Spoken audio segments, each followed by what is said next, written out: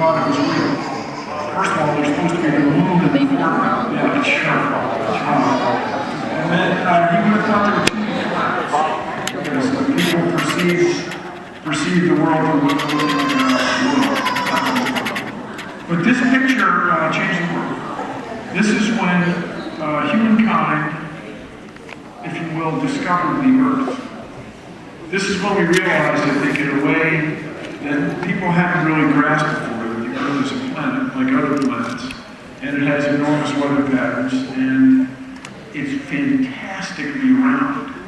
It is rounder than a ball bearing, and you can't even see the atmosphere in this picture. The atmosphere is so thin, it's like it's not even there. It's like somebody has white rocks on the surface or something. So, I mention this because Earth Day is coming up in just a few days.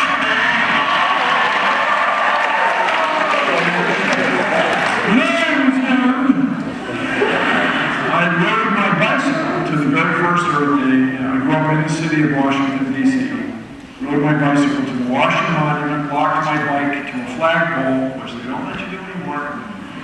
No, Washington was a small town back then, and everybody was getting people fired up about Earth Day. And that's what I want you guys to do, is to get fired up.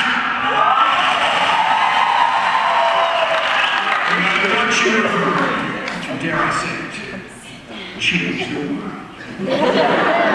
So our story begins with this guy. This is my father. Actually, it's a picture of my father. He wasn't that big. But just for those who don't get out of here for this, he's got a rock here.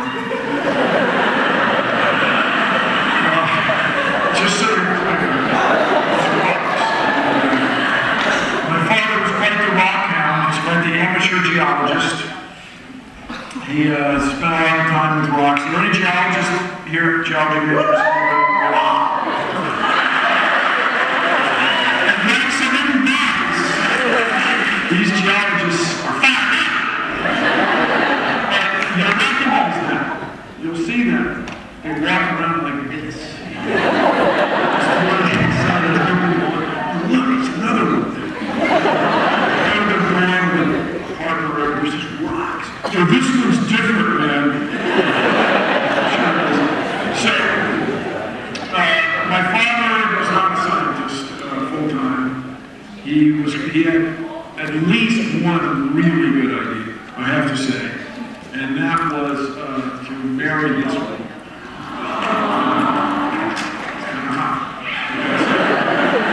And for those of you detectives out there, you may infer we went to Johns Hopkins University. And you know, they haven't changed it. If you go to the bookstore, the font is the same. No, it's kind of cool. Anyway, her father would not let them get married until she was graduated from college. Right on.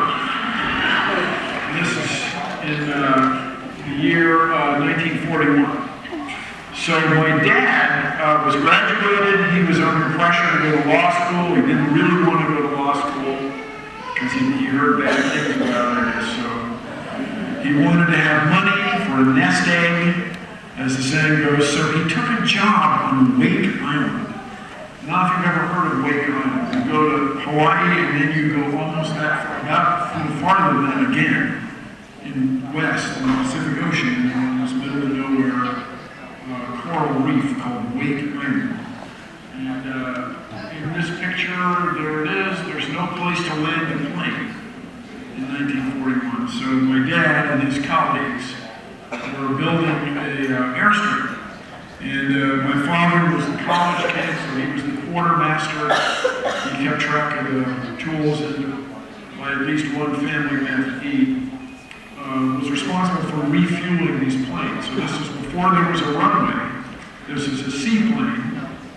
If you were a business person doing business in Asia, you would fly from San Francisco to Pearl Harbor, Hawaii. Hawaii was not a state at that time. And then fly from Pearl to Wake.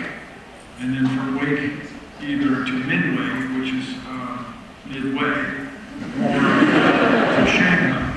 And so this was a tactically very important place, especially for Penn And it's not clear. I've talked to people who were there, but this may be my dad standing there working in his swimsuit all summer.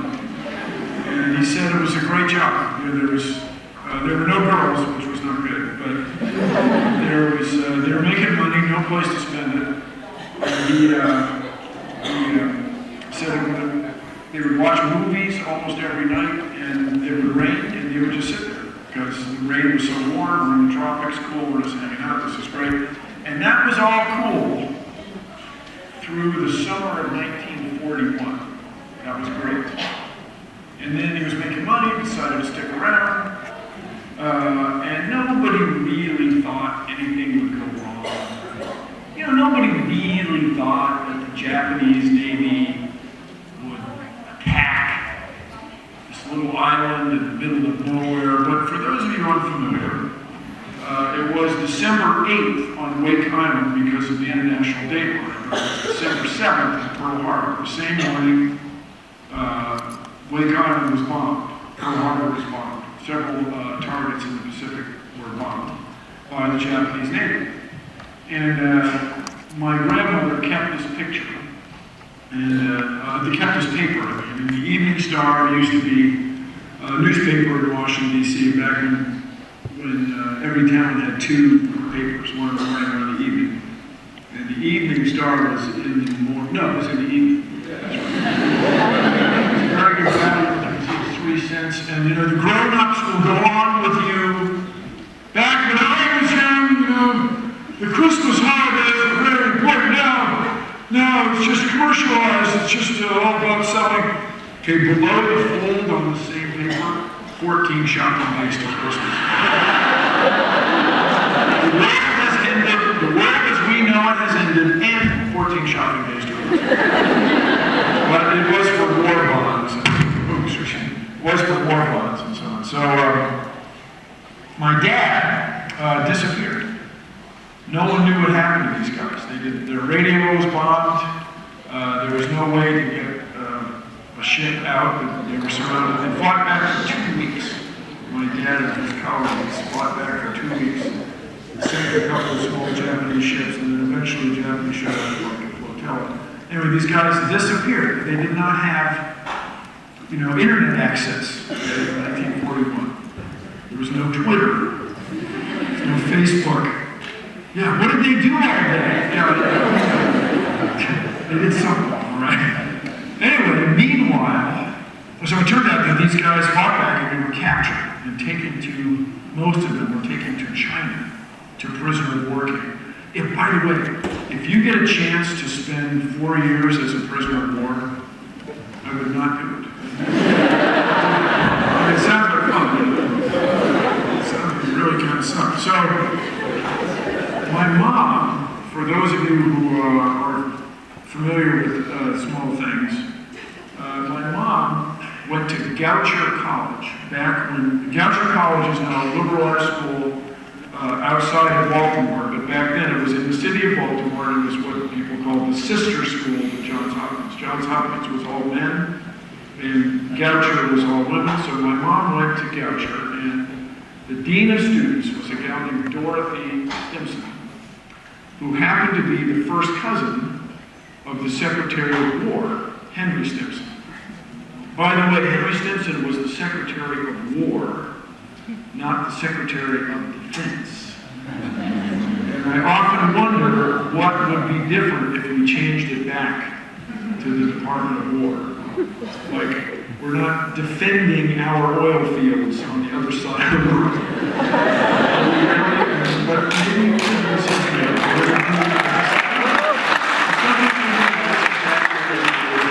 So we're called the Department of War. I just think people would look at it differently. Anyway, the thing is, Henry Stimson apparently said to Dorothy Stimson, do you have any women that can come work on this thing? I can't tell you what it is. And so my mom and several other gals were recruited to work on the notorious Enigma girl. And for those of you who saw the movie, Imitation Game, my mom and all her buddies were in the U.S. doing the same thing that the British guys were doing. And so They worked for the Navy, and they built some of those bomb machines, as they were called, and they worked very hard diligently to decode Enigma messages.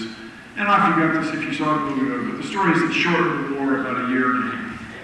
Anyway, I met several of the gals over the years at various functions, various cocktail parties. That's what the grown-ups, that's how they socialized. What did you do during the war, Jackie? Can't talk about it. Can't talk about it. And they were declassified in 1992. 50 freaking years. Can't talk about it. None of them would talk about it. And as I said, I met several of them, and I'm not a bad person. Okay? I'm not a jerk, really. At least not about, but just objectively, everybody. Just being objective. Really, who has the best legs? Not me. I'm just saying. And I think mental images of that kept my dad alive. They were prisoners of war longer than anybody else. 44 months. Anybody from the U.S. 44 months. And my mom waited for him, and they came back, and they got married. And my dad had been a prisoner of war, usually without electricity. Most of the time they had no electricity. Japanese military confiscated all their jewelry. They didn't have any watches or clocks or anything. So my dad became fascinated with sundials. He invented the sand dial, which you take to the beach so you don't have to get sand in your watch. Sand dial, get it? Huh? Oh, damn, it's brilliant. It's fantastic. Sand dial, we're gonna make dozens of dollars. I just tell you, the sundial people, it's a little odd. But he wrote articles for the Evening Star, and but it was really when he wrote his book about sundials. That's when he was given a lifetime membership in the North American Sundial Society. That is crazy, let me tell you. So here's something from his book. He typed it. He typed the manuscript. This is the man I still have. Should the reader ever find himself looking for sundials in the snow, the author would like to meet him. If you're as freaking weird as I am about sundials, you should hear it. So are there any Sundial Society members here? Weird, not a lot. Any accounting majors, business people, anybody, you don't even want to admit it. And you know how the accountants can party. They're fitting their cards and the attic in the little back rows on the side. You know how crazy it is. Let me tell you, when you're with the sundial people, it is off the hook, man.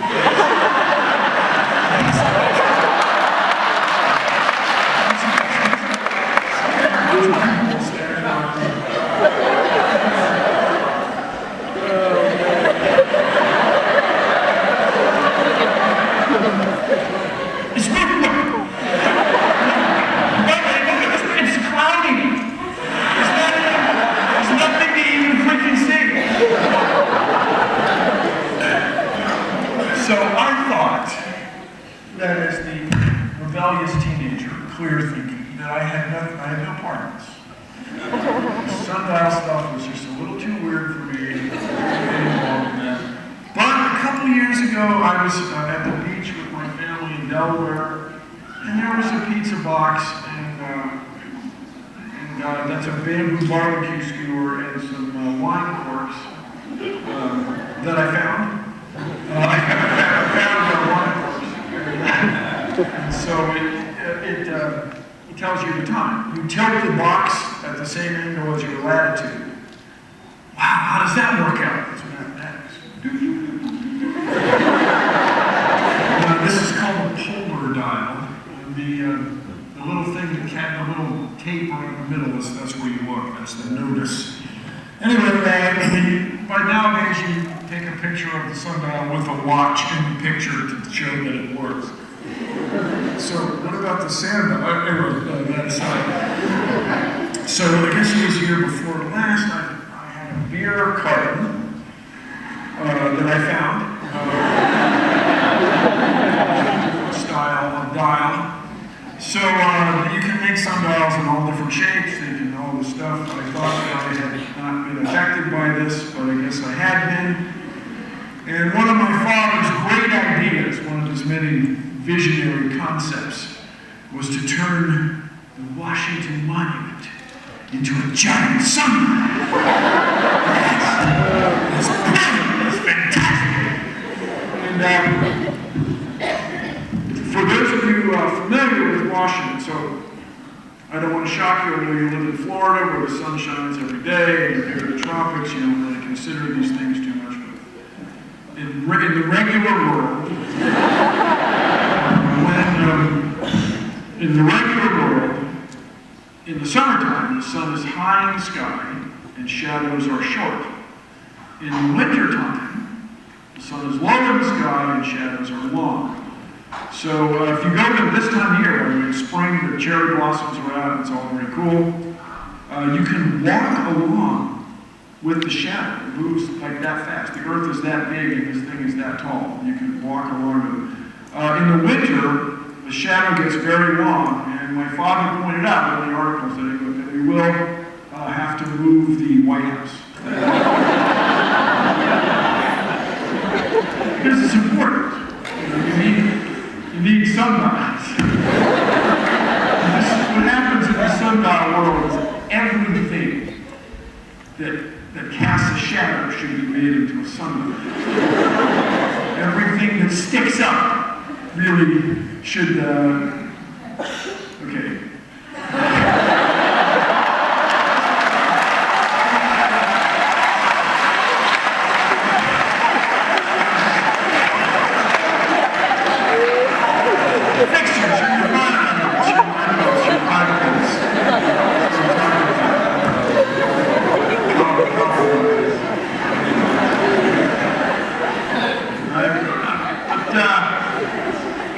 I want you to look at the base of the Washington Monument, and this lighting is pretty good. Look at the base of the Washington Monument, and you see there's a concrete apron there, and there's a shadow going across it, blah, blah, blah. That shadow is actually, here's my dad's idea. We have hour lines on the National Mall. You know, it means walkways, and then everybody could tell time just by walking around. Look at the shadow of the Washington Monument, right here. The shadow is gray. Wow, Bill, thanks.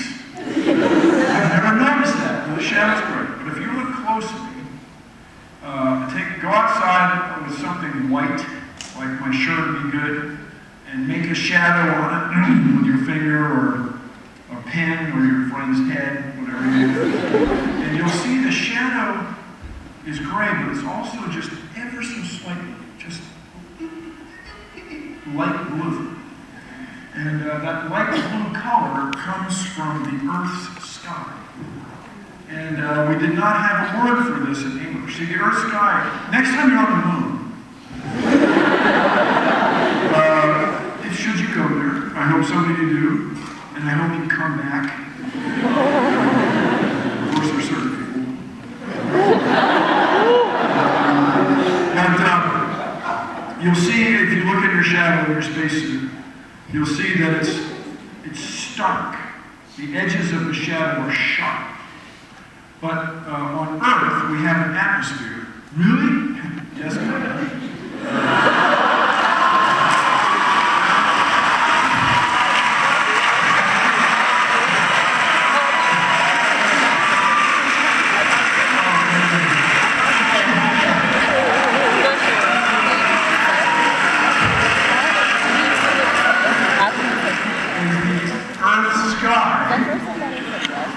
Adds light to shadows.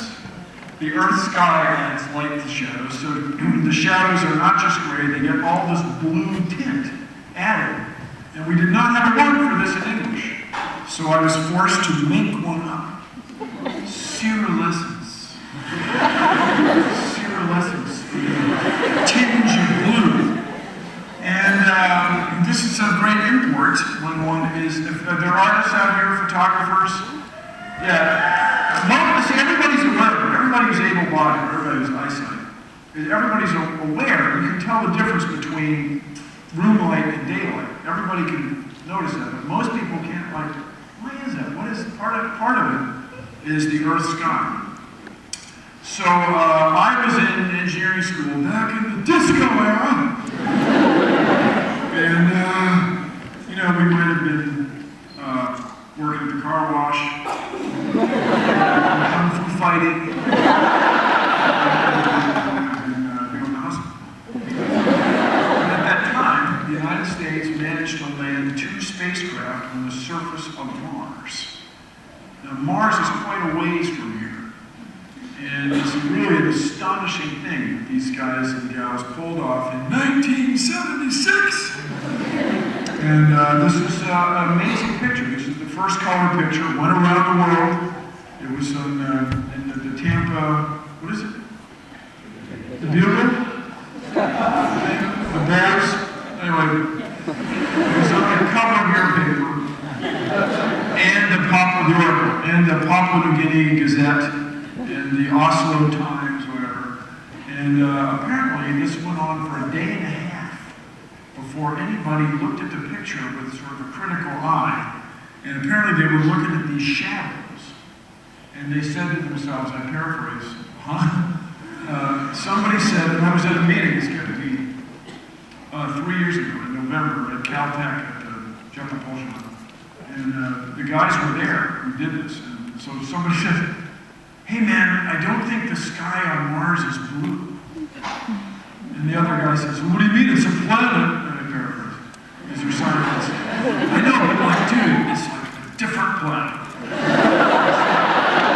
Guys, the actual color of the sky, like that shouldn't have that bluish edge there, in the shadow of the antenna and stuff. And the real color is more like that. What is that? Salmon? Eggshell.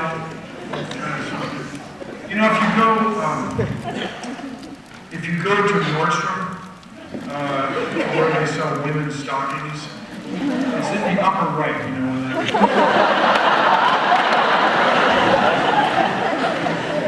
I don't wear women's stockings. I'm a huge man.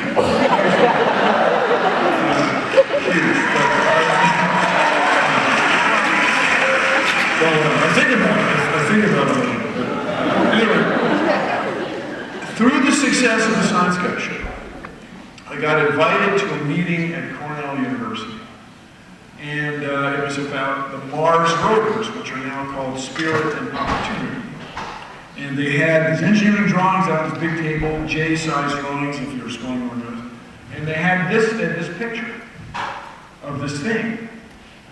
And I didn't want to look stupid, or stupider, so I kind of played along.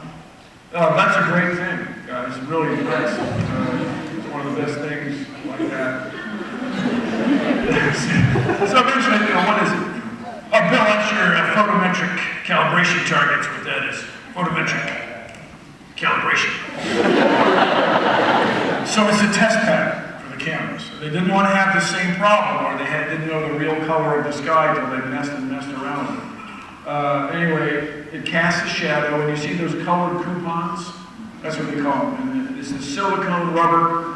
They give it a pigment, and then they found that by baking it, by cooking it and freezing it in a vacuum, the color stabilizes. So the Martian sky, the eggshell, salmon, pale orange color. Now this is in an oven, or what they call the thermal vacuum chamber, TVAC. TVAC is what she is. And you can see the shadow has a color. We did not have a word for this. It has kind of a yellowish tint right there. We didn't have a word, so I was making up xanthidescence.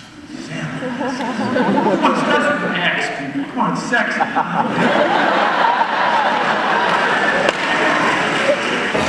So I'm there for a few minutes, and I was brought up by Ned with the sundial thing, and after a while, I'm just, you guys, we gotta make the photometric calibration target into a sundial.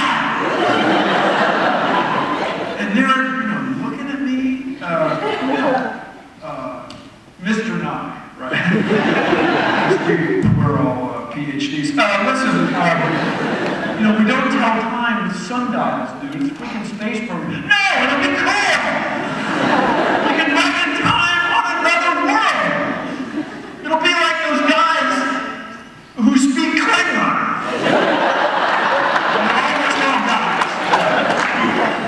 Except it'll be real on Mars. So, Steve Squires, Jim Bell, the head guys, they thought about it for a couple days. They went, okay. So, my friends, there are 3 sundials on Mars.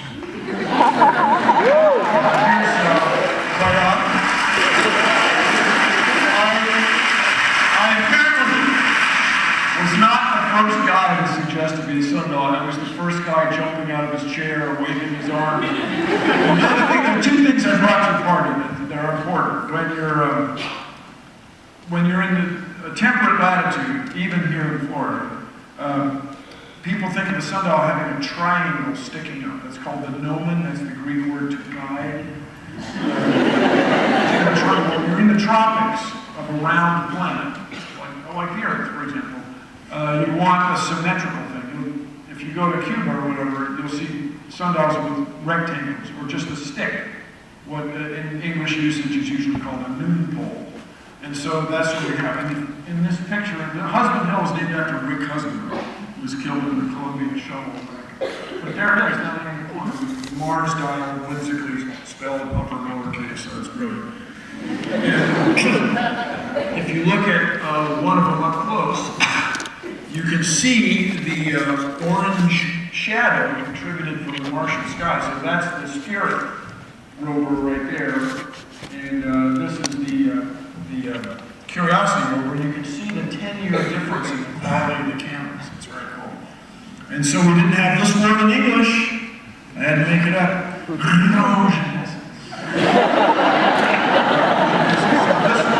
My dad but the guy in charge of the cameras made this motto into 2 Mars to explore. Okay. Mottos, you know, should be like whimsical. I only count the sunny hours. You're a sundial. I know, yes, I'm just reminding you. And then there's one very common in France, you know, where they have existentialism. You know, that the stranger, like, life sucks, then you die. It's very common in French. The key word is, blessant. It's that every hour injures. The last hour kills. That's great. And then on this one, at NASA, nothing's out of focus. That would be a mistake. This is defocused. It's a good word. Anyway, you can't read it. The motto here is cool. It says 2 worlds, 1 sun. The shadows must needs be cast by light from the same life-giving star. Come on. Now, I want to reassure you, taxpayers and voters, I did do something, okay? I'm a mechanical engineer, I have a license. I did the vibration analysis on the gnomon, the stick, the metal post. It's aircraft movement, it's indestructible. I mean, you can tow a truck with it. But, a little while ago, somebody sent me this picture.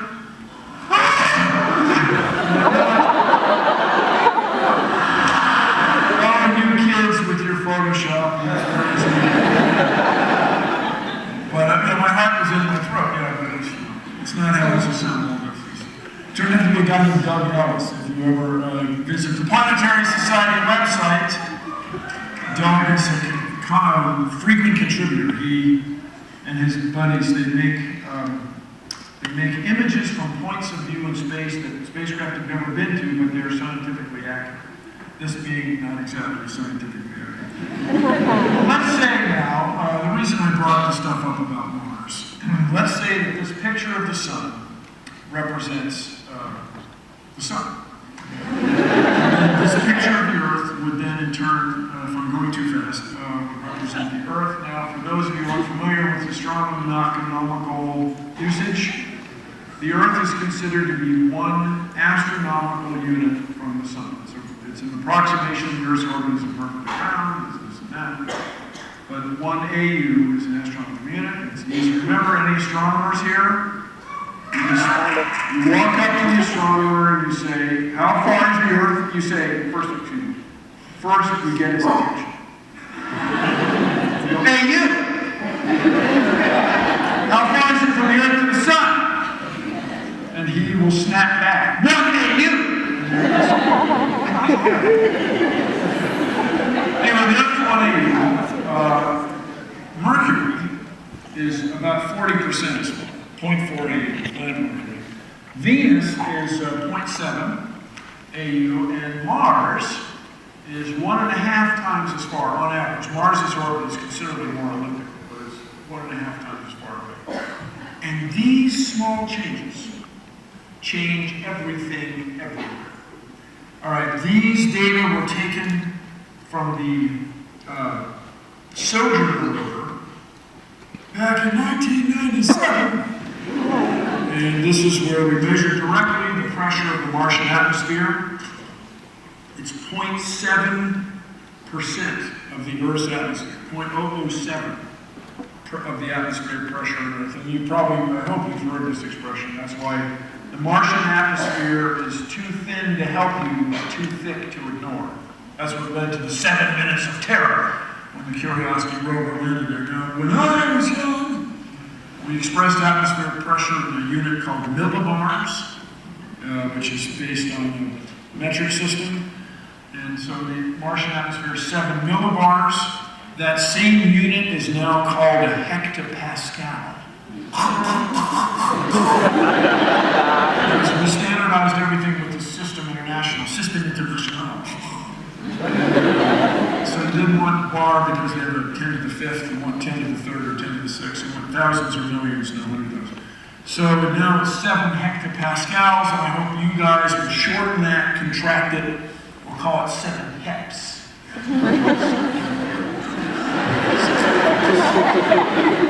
Here are the data that I want you to consider or read to you should you have something better to do than look at my eye chart. This is a composition of the 2 planets' atmospheres, the Earth and Mars. And you can see that, or I can see, the Martian atmosphere is 95% carbon dioxide, although there's very little of it.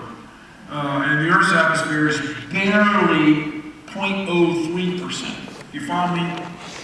The reason you live is because you eat plants. You get your amino acids from plants, or you eat things that eat plants. That's how we have to roll. We're animals, okay? But what sustains those plants is 0.03% of the atmosphere. That's it. That's the whole deal. It's amazing. And so that same unit is expressed as 300 parts per million. Now, all of you were alive. Everybody in this room was alive when that number, rounded to 1 digit, changed from 0.03 to 0.04.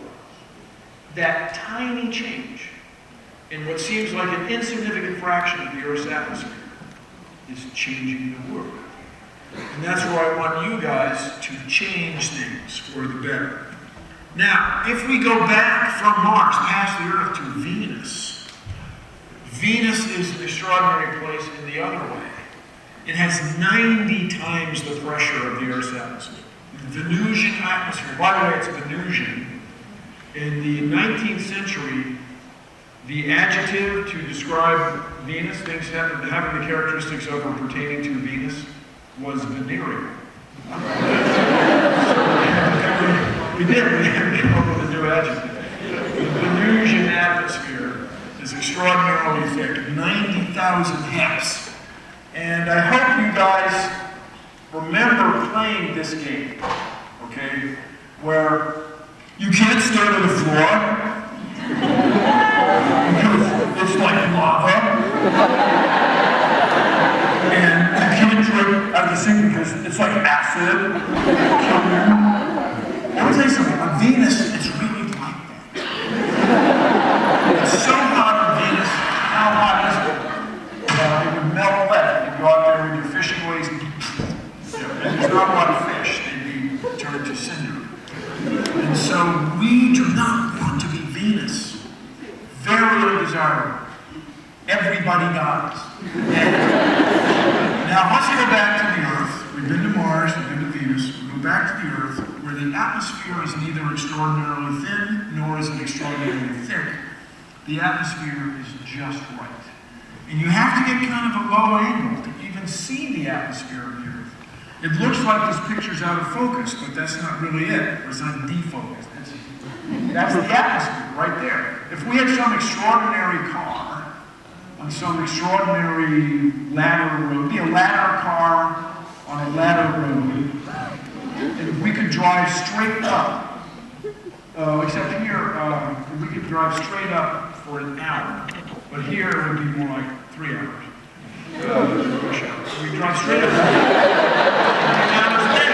Outer space is right there. It's barely 100 kilometers, barely 60, 70 miles away. And you're in outer space. So that's the problem, you guys. The atmosphere is just that thin. And we've got all kinds of people trying to breathe and burn it. When I was 9 years old, in New York City, the town, so head for New York City. The town's so nice, they named it twice. New York, and it was the World's Fair. The stainless steel globe is still there, and there was a big total board, showing how many people there are in the world.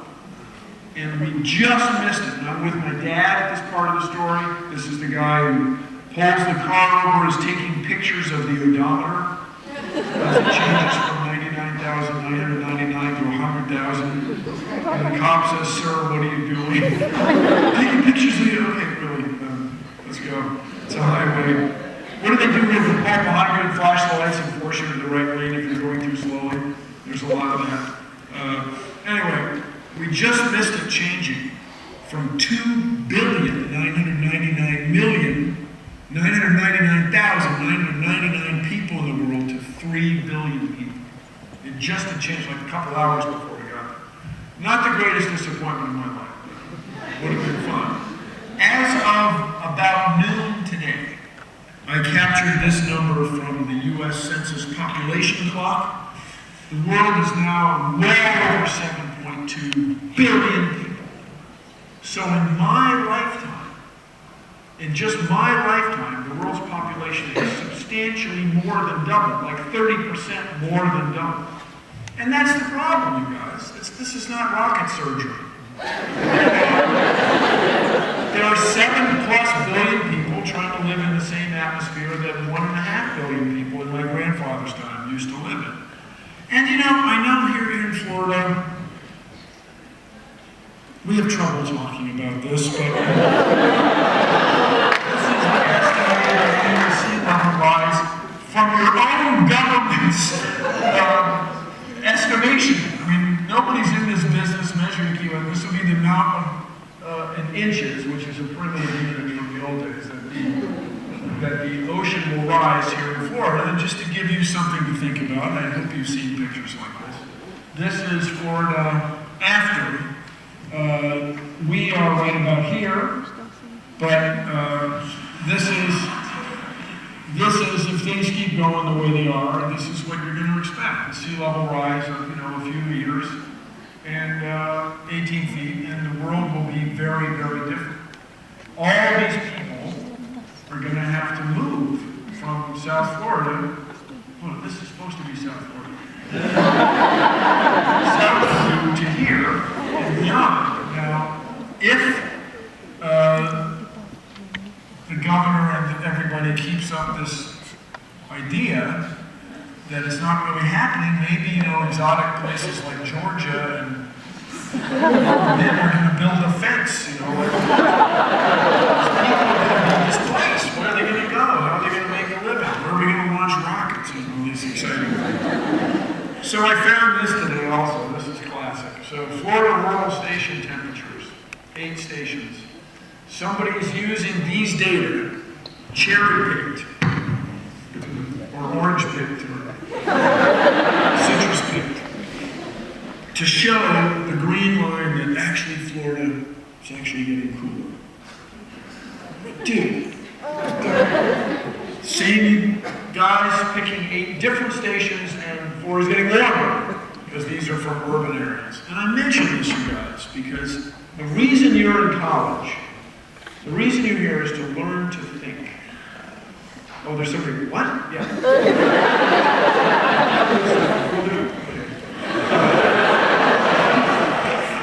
There's that too.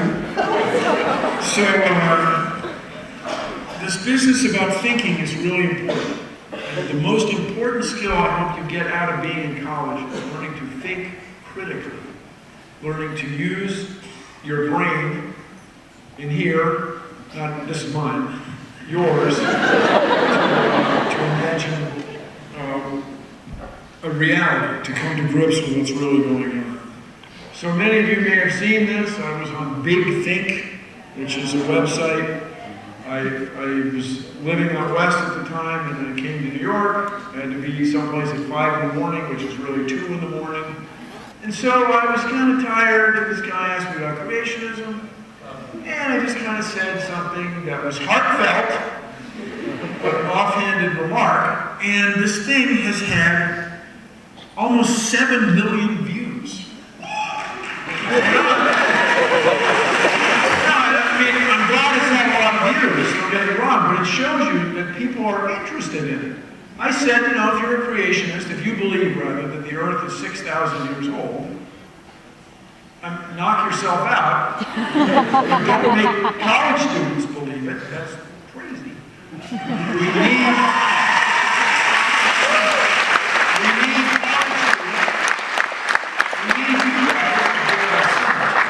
change the world. And so this led to this debate in Kentucky.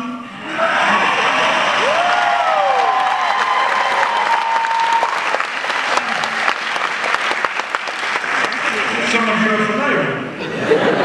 This had in just about a year, 4.3 million views. What in the world? This is the world's most developed country, the most technologically advanced country. We land stuff on Mars, for crying out loud. And yet we have a substantial fraction of our population that sort of doesn't believe in science. And that wouldn't matter. That would be okay. These people could go do their things and use our cash machines and Facebook and Twitter and drive their cars with fuel injection and widescreen. They could do all that. But they can't do all that and deny science, because we need students to change the world. And so we have a lot of deniers in the U.S.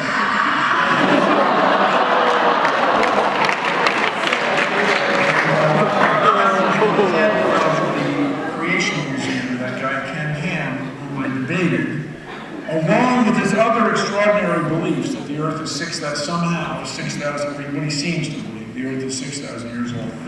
He's a big climate denier. The Earth is actually cooling now.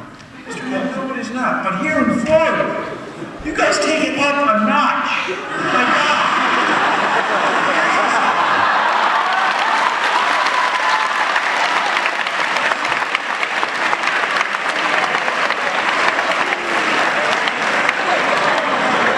You shall not speak this phrase. You shall not speak this.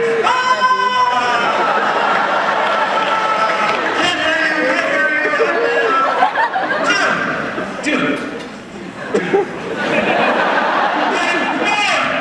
Seriously. I was in Minneapolis this morning. They can, climate change, the lake melted faster than ever in history. Lake Minnetonka melted faster than it has in recorded history. It's 19 days earlier than usual, blah, blah, blah. That's an issue. But you're in Florida! It's going to bend away. Dude. So, I just want to tell you, if you don't do anything else for the rest of your lives, you have to vote.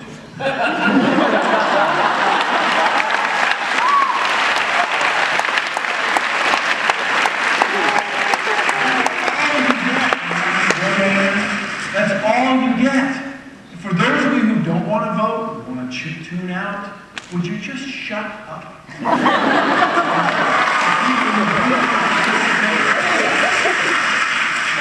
And you guys, it's really important. And what happens at the creationism places, the denialist places, is they're really focused on young people. They're really working hard to influence kids. Curricula, they've got what looks like science tests. These are logic circuits, transistor logic. This is like op-amps and NAND gates and NOR gates and stuff. It's like real science stuff. But at the bottom of every one of them, hey, the Earth is 6,000 years old. Hey, cool. And this is from a newscast in Cincinnati, and you see, I don't know if you can see the kid's face, but he's like, wow, cool. And this is where they depict ancient dinosaurs eating coconuts, as they were all vegetarians before 6,000 years ago. Dude.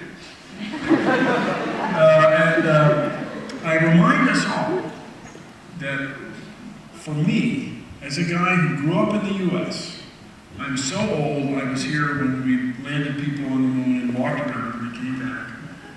I'm so old, I remember the Ford Pinto. I remember both space shuttles crashing. And in the U.S. Constitution, we have this passage in Section 1, Article 1, Section 8. To promote the Congress, the government shall promote the progress of science and the useful arts. That's in the Constitution.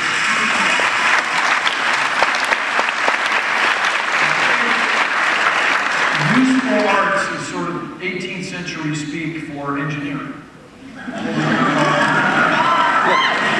Engineers solve problems and make things.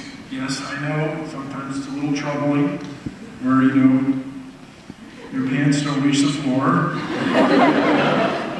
Hey, you're an engineer, aren't you? Hey man, can you fix the blender? Yeah, I'll tell you what, I can fix an engineer. Hold the plug in the wall firmly. Put the blender under some cold running water. So that's only funny if you're scientifically living. But notice that the next morning after the debate in Kentucky, sure enough, Bill Nye, science lie. Bill Nye weren't here, the Earth would be 6,000 years old.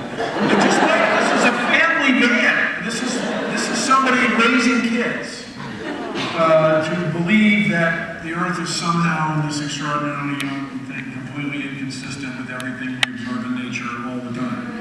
And the whole debate, really, I just want to show you this, was crystallized by one question from one of you, from an audience member. In fact, I met her later. So, look how neat her handwriting is. She's a cartoonist, Tracy Moody.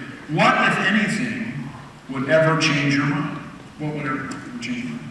And Uncle Bill goes on. Well, if we found some fossils trying to swim between the layers, and we get those here, done right here, less than 6, that'd be good. I'm in.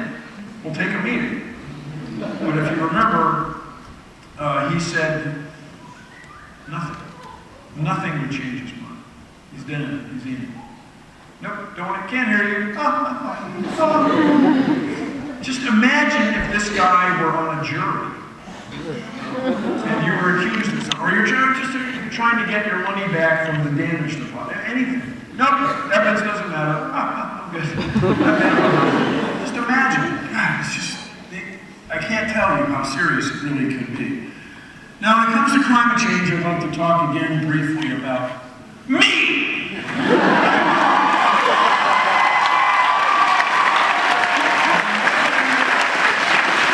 I've been working the climate change problem.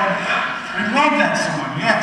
I've been working the climate change problem since I published my first kids' book in 1993. And you know what we've done about climate change in the last 23 years? Like hardly anything. And so this was back when Piers Morgan was still on the air. I don't know if you remember, as a CNN guy. He's a British guy who just would not stop talking about gun control every night. He was still on last year, and I just like this picture. This is when I caught Ken Ham denying that he's a denier.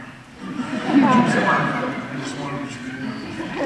I didn't say that. Yes, you did. Like, dude. Any software developers here? Anybody coding? You can get a job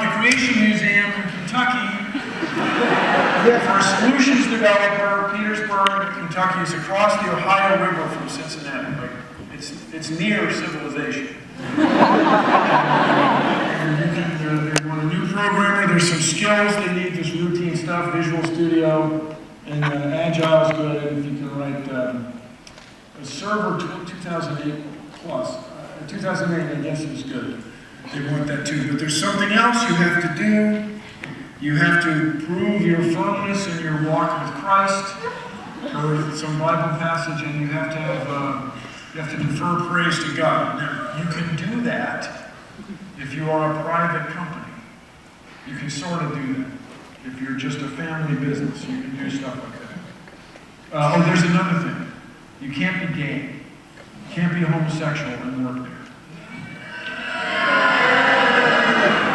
Furthermore, part of their business plan, they're building a new Ark Park, which is a replica of Noah's Ark, based on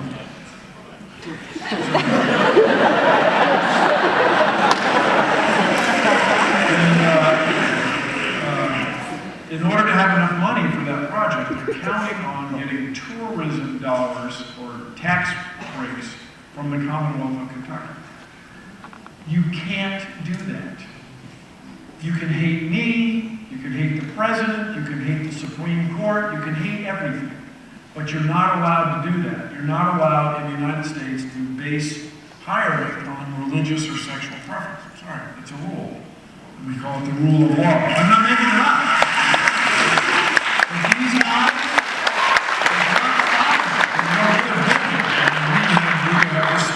somebody, this higher power supporting us. I just like to quote this where they accuse me of elephant hurling. I don't know what that is, but I guess it's not that big a deal. And just for those of you unfamiliar, we have a Bill of Rights, which is the First Amendment, shall not respect the establishment or shall not prohibit the free exercise, respect the establishment or prohibit the free exercise thereof. And then they got this other thing going on qualifying as a tourist attraction. Not to make you read these fine print, but they are standing by their belief that this deity will allow them to somehow violate the U.S. Constitution and our laws. And they got billboards in Cincinnati. Thank God you can't sink the ship. That's, you guys, no. You can't, you're not allowed to do that. We have laws. Dude, get over it. Save your money for some other thing. So with all that, I wrote this book. That's all. Because of all that.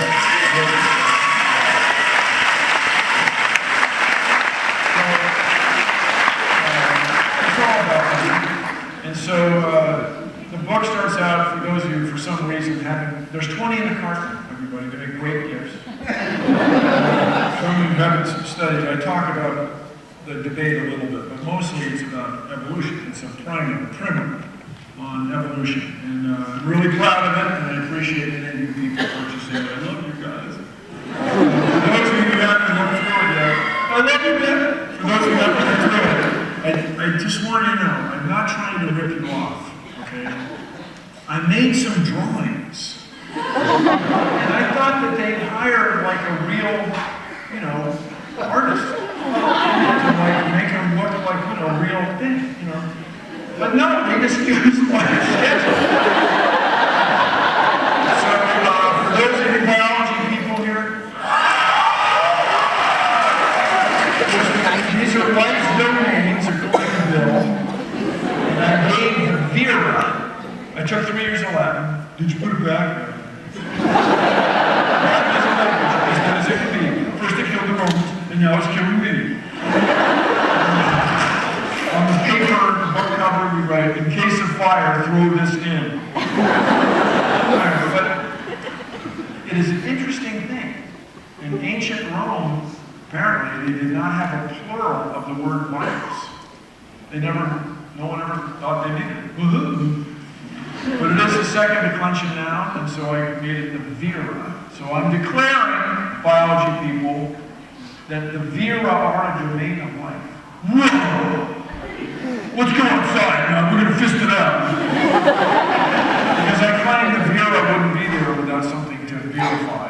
And so I put them in there. Read the book through Snake.